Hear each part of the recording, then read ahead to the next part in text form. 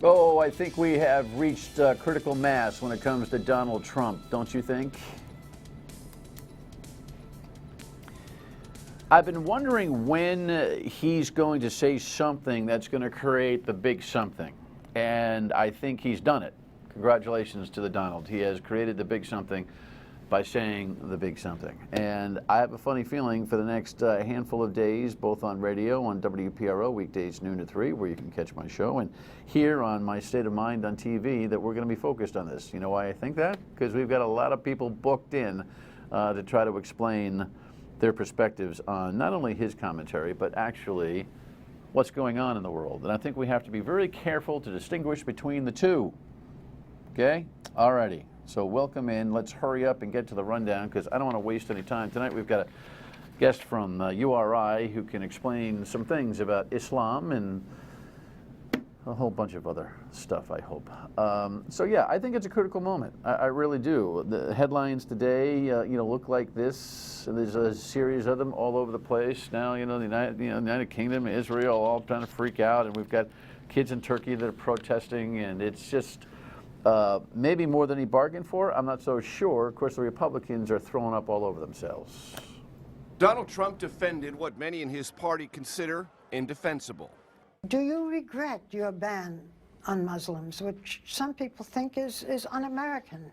Not at all. We have to do the right thing. Somebody in this country has to say what's right. Are you a bigot? Not at all. Probably the least of anybody you've ever met. The top Republicans in Congress, who studiously avoid commenting on the presidential campaign, came down hard on Trump. This is not conservatism.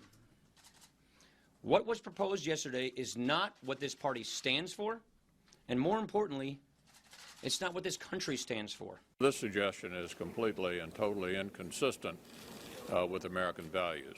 Ben Carson and Marco Rubio joined the chorus. We do not discriminate on people based on religion. That's constitutional. That's in the First Amendment. I would just say to you that to have a religious test would violate the Constitution. Ted Cruz, a Harvard-trained lawyer who is now surging in Iowa, refused to say if Trump's plan violated the Constitution.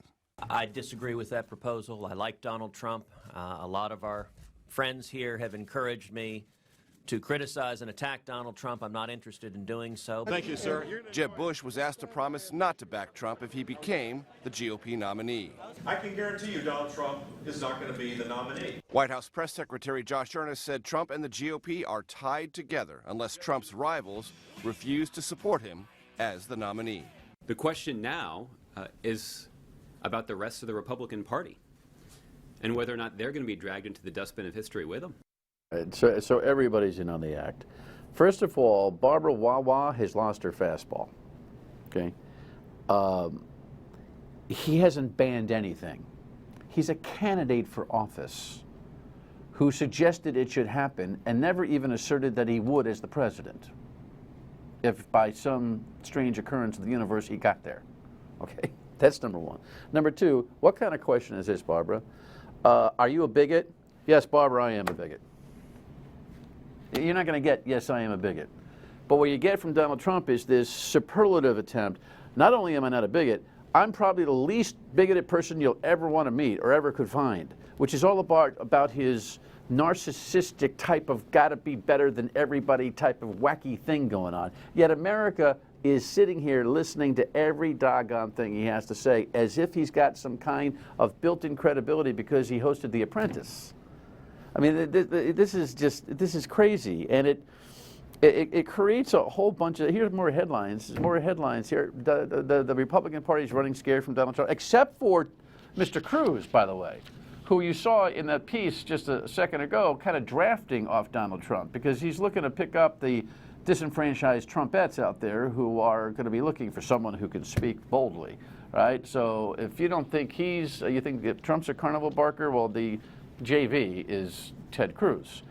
And then you get tweets like this from the Donald, where he's baiting everybody into the idea that he runs for independent as an independent. Well, here's the thing. That's exactly what should happen here. Next Tuesday, there's a CNN debate. Every Republican candidate, in my humble judgment, ought to just bury Trump rhetorically And Reince Priebus, the chairman of the party, ought to just say, you know what, that's enough. That's enough. You want to run for president, get out and run for president. Oh, well, if that happens, a three-party candidacy, that's going to make Hillary Clinton. You know what? Tie him to Hillary Clinton. You got a year to do that. But right now, the Republican Party has no identity other than looking like a bunch of complaining, wishy-washy.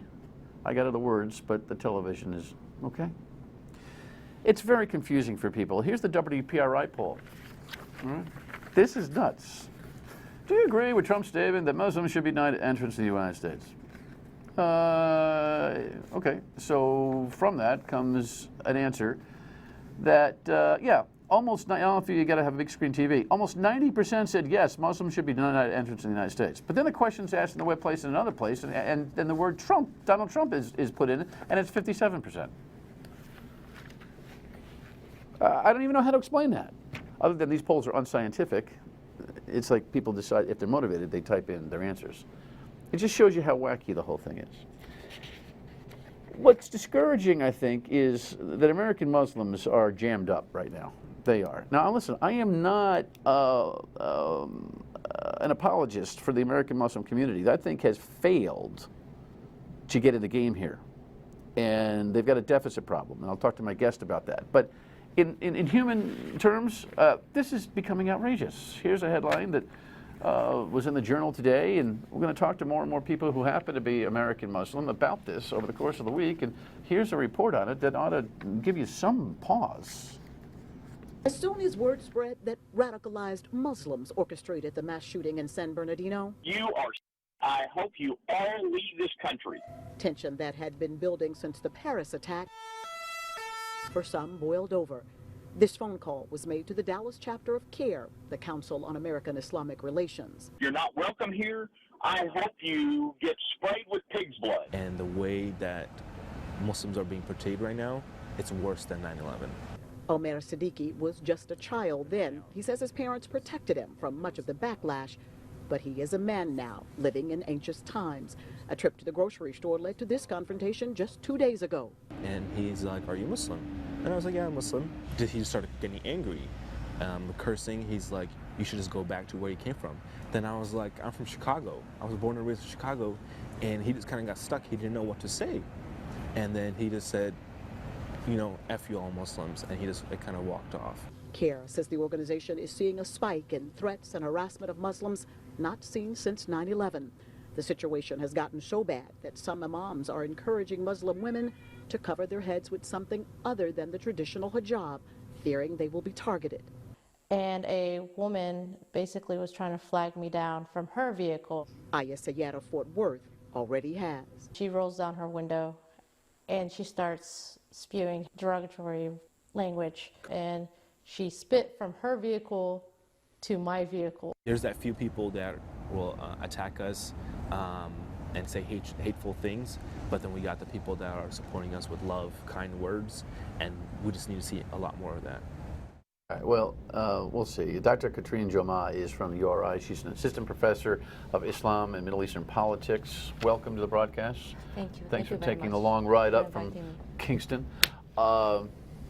Before I ask you a single question, what does your gut tell you today? What are you thinking about all that I just showed and spoke about? Well, I think, yeah, I've been thinking about this for a while. I think people need to be more responsible, whether we're talking about politicians or we're talking about regular people, Muslims or non-Muslims, all American citizens, for the words that they say and how they portray themselves in public.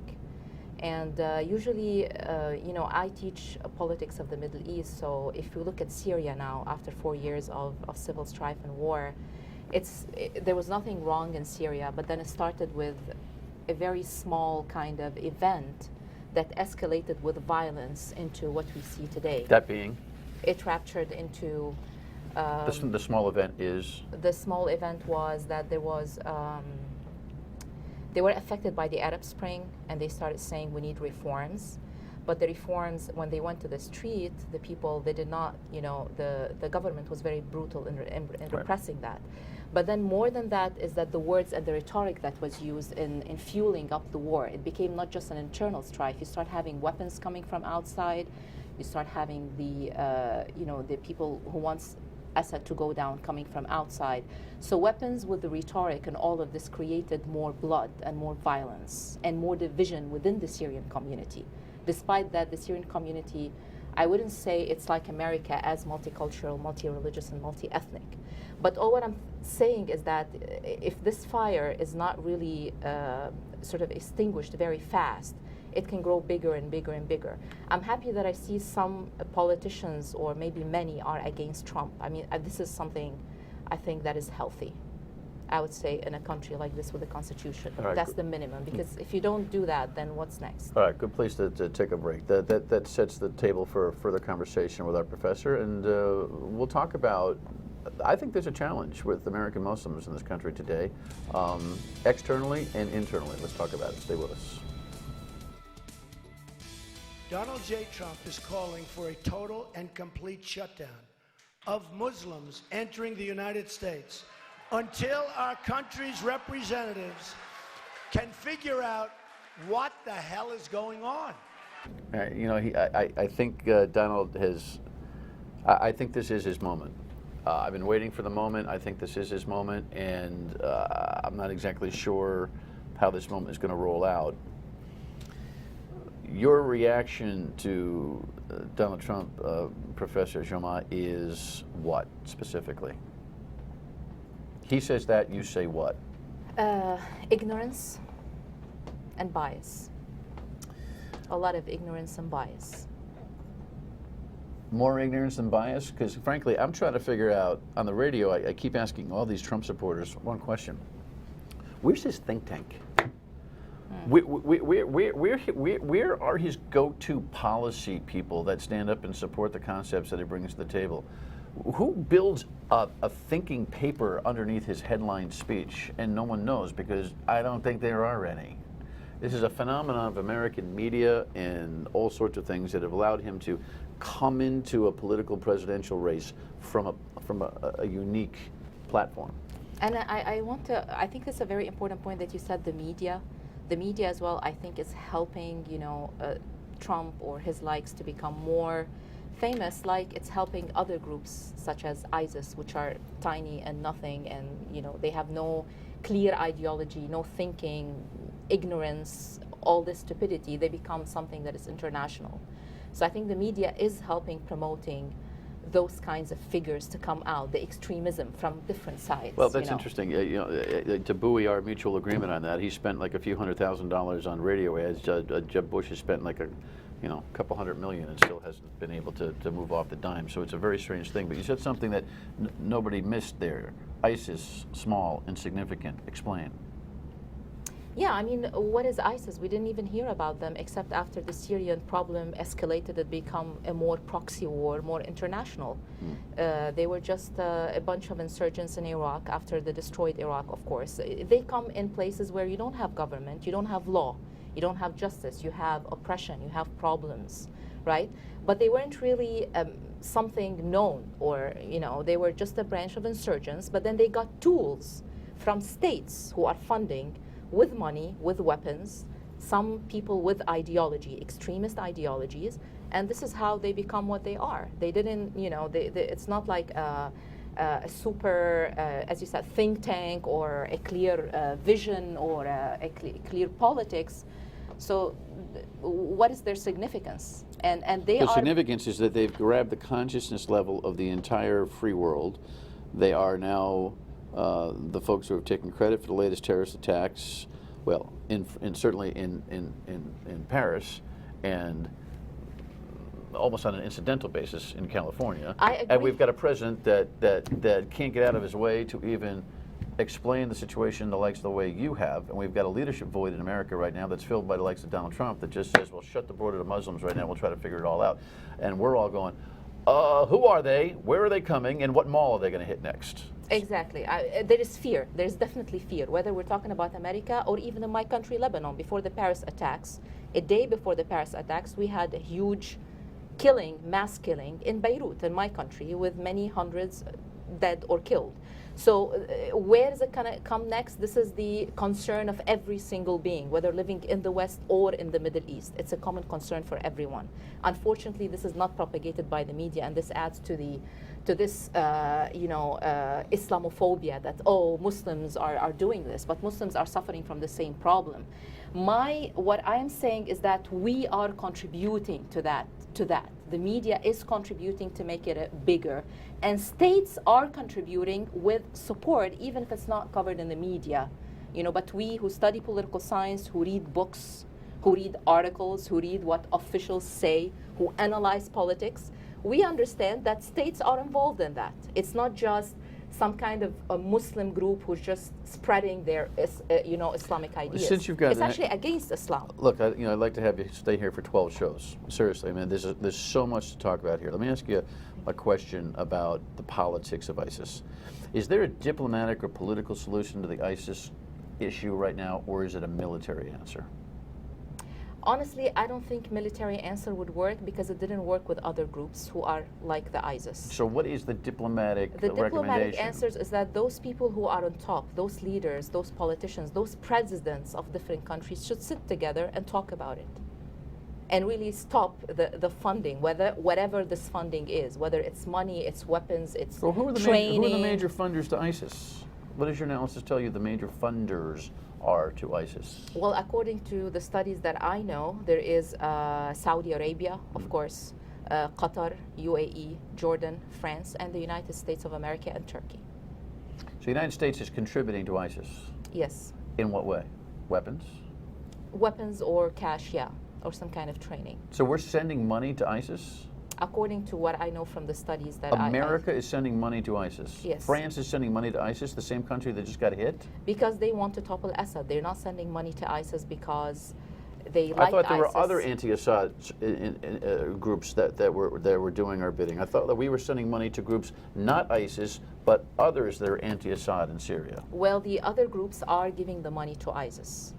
That's what's happening. So we're having third-party contributions to ISIS definitely, and then via you can't tell if you have a civil war and you have everybody is against everybody, you can't tell where is going to where. So you're suggesting the very same people that the president says we've got to stop, we've got to kill, we've got to destroy, everybody wants to do that. We're actually, and we are knowingly funding them. At the same time, we're saying we've got to eradicate it. I don't know knowingly or unknowingly, but mess happens in terms when you have a destroyed country, when you don't have government, you don't have law, you have many very people and very many countries involved, then it's a mess. You can't tell where is going to where.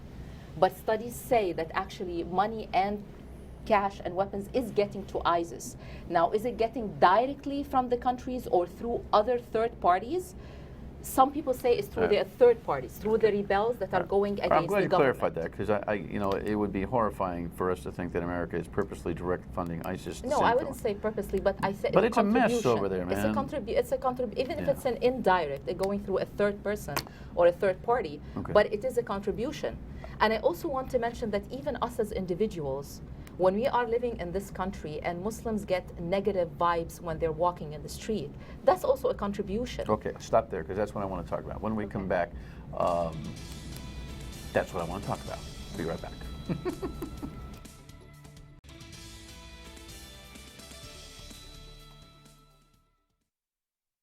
We cannot turn against one another by letting this fight be defined as a war between America and Islam. By the way, that was us. That wasn't the president having a brain spasm. He was stuck on the switch. Dr. Katrin Jomaa is from URI and been here a couple of years and teaches Middle Eastern politics, and just gave me the segue that I'm looking for, and I've only got 4 or 5 minutes here to talk about this with you. You're suggesting that the treatment of American Muslims is feeding the beast, more or less. Yeah, definitely. Look, I'm not going to argue. I'm horrified. I'm horrified about Donald Trump's suggestion, the constitutional issues alone, the religious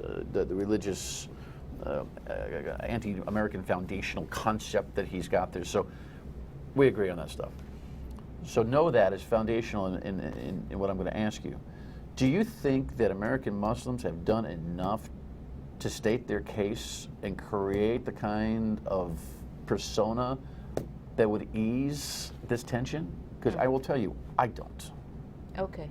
I think it's a two-way. It's not one way. It doesn't come from one side or another. So, for example, if you did not invite me today to talk, right, then people would not know about my perspective. Correct. So you invited me, and then I accepted your invitation.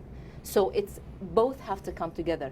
Muslims, at least I wouldn't say the second or third generation, but I feel from the newcomers to the country, they still feel a sense of unbelonging because they feel that they're outsiders. So they need to be accepted in, right, in positions, and they need to come to these shows and talk and engage. You need to have some kind of engagement so that people know what's going on. Because people there's a lot of ignorance, people are confusing ideas, they're not clear about, Yeah, listen, Doctor, I agree that it's a two-way street, but, we're here every day putting shows together.